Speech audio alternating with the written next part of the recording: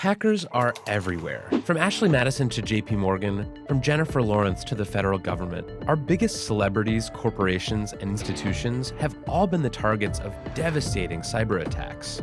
I wanted to see how bad a hack can get. So I invited a few of the world's best hackers to try to hack me and show me where my vulnerabilities are. And now I'm going to meet them in Las Vegas at DEF CON, the biggest hacker convention of the year, and see what they found. This might not have been the best idea. DEF CON is the biggest hacker convention of the year. It's a place where thousands of hackers come to hear talks, to demonstrate their newest hacks. It's actually a place that's so dangerous to be on the internet that they tell you to turn off the Wi-Fi and the Bluetooth on your phone, and they tell you not to use the ATMs too, because those could be hacked as well.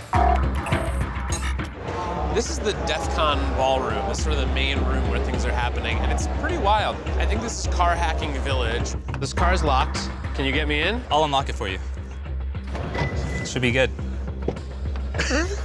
Hacking is no longer like this fringe activity, and if you are at DEF CON, there's a good chance that you're here because you want to learn what could happen to you or your company. Anyone here first time in the SCCTF?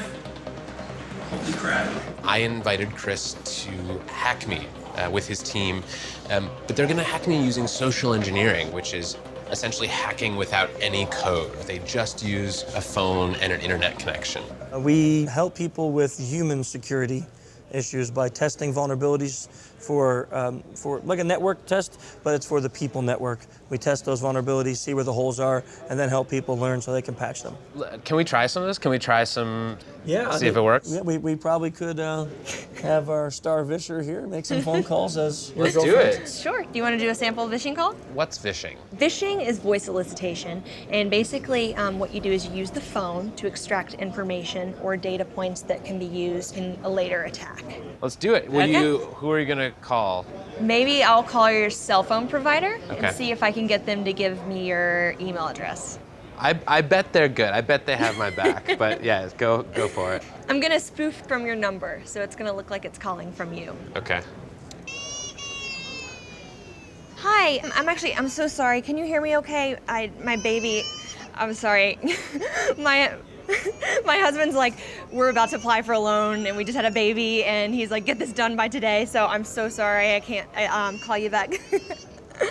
I'm trying to log into our account for uses information and I can't remember what email address we used to log the account. The baby's crying and can you help me? Awesome. In just 30 seconds, gmail.com? Jessica gets my personal email address. Now, if I needed to add our older daughter on our account so she could call in and make changes, how would I need to go about doing that? You would have to send me a secure PIN through a text message? Yeah, well, the thing is, I don't think I'll be able to receive a text message if I'm on the phone. Shh. Oh, I'm not on there either? So I thought when we got married, he added me to the account.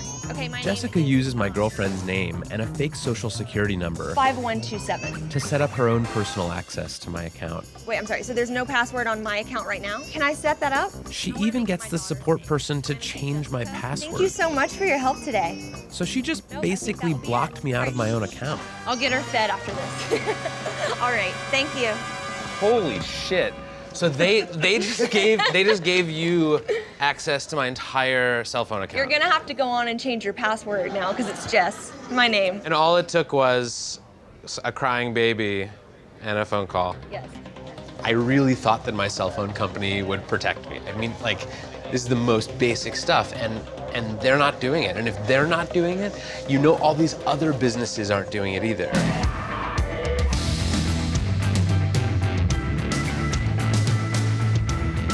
Anyone with a phone and an internet connection can do social engineering. But I was curious, what can a hacker with serious coding skills do? Well, DEF CON is the world's biggest hacking convention. It's hacking everything, hacking social, hacking hardware, hacking software, hacking various systems. I asked Dan Tentler, a well-known security researcher, to turn all of his firepower on me. I did get into quite a number of things that I found. So what were the first things you did? How did you start hacking me? I quickly found your Squarespace blog and had an idea. Basically what I did was created a bogus Squarespace site and sent an email to you, a fish asking you to go to this website, run this certificate installer. And I did it, because Yeah. I'm an idiot. So once you ran that, it gave me access to your computer, and I created several fake pop-ups that looked like system pop-ups that would ask you for your credentials. You didn't even have to have my passwords. No, you gave them to me. I gave them to you. Yeah. So I stole your 1Password keychain. And 1Password is where I store all my other passwords. So effectively by... And your social security number and your Amex stuff and all your stock trading and bank information. I can send email to everyone in this room as you. I am you right now, if I wanted to be. If my evilness is working correctly, it should actually be taking pictures of your desktop and pictures through your webcam every 2 minutes. And I have been watching you for about 2 days now. In coffee shops, at your mom's house, on a plane.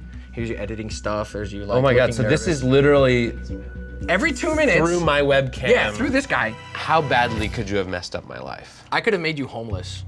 I could have made you homeless and penniless. How? Like, How would you make me homeless? Like I have control of your digital life in its entirety.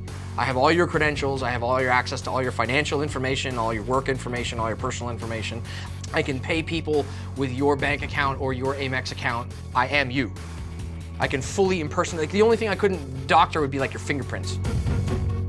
This is like as bad as it gets. It's ridiculous. Yeah, it's bad. So it turns out that Dan Tentler is very good at his job. I mean, he hacked the hell out of me. He got everything. I mean, frankly, I want to take my computer and throw it into the deepest part of the ocean, and I want to become a hermit, and I want to never touch a piece of technology again, because holy shit, that was everything. That was the keys to my entire life, and he just pulled them out of his pocket. But even if I keep my passwords and my bank accounts safe, I could still be in danger from hacks, because with factories, power plants, and other major infrastructure being controlled by networked computers, the world itself is hackable.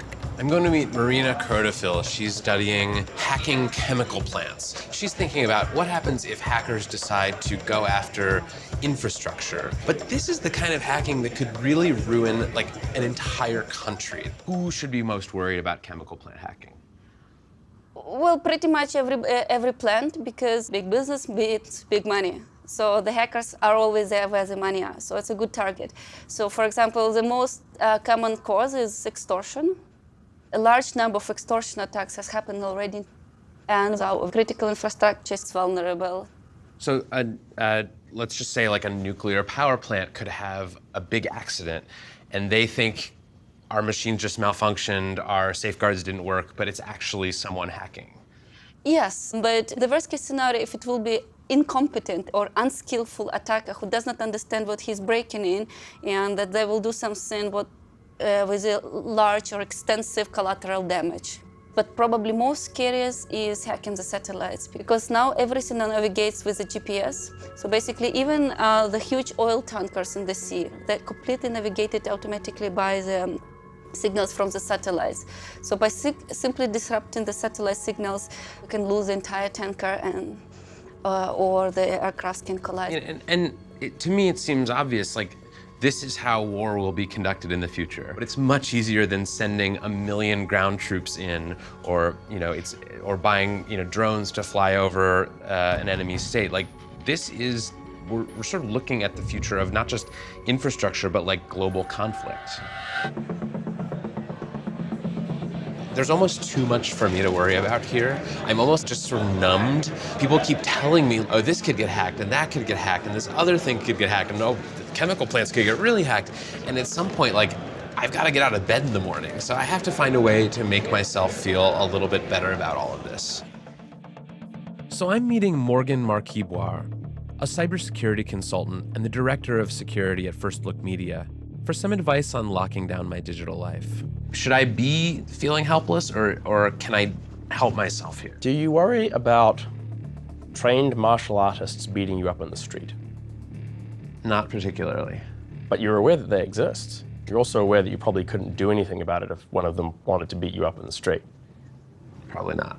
Right? And I mean, you can actually possibly think about the danger that hacking poses to you right now in much the same terms. But the first step is actually thinking sanely about digital security, which most people don't do. So for instance, how do we protect our physical integrity? Maybe we don't walk down the dodgy alley at night, right?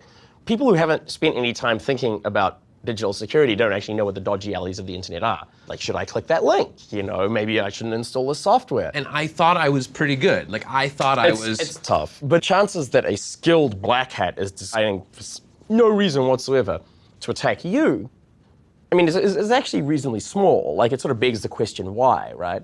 You could hire security people to, look after your online life, but you probably don't need to do that.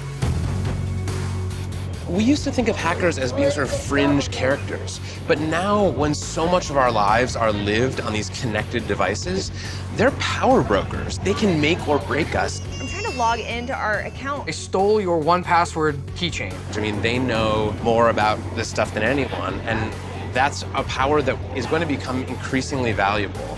We need to know where our flaws are so that we can be safer. And I think the best thing to do is to enable them to help us rather than shoo them away. Do you guys have any of those little things that you put over the camera on your laptop?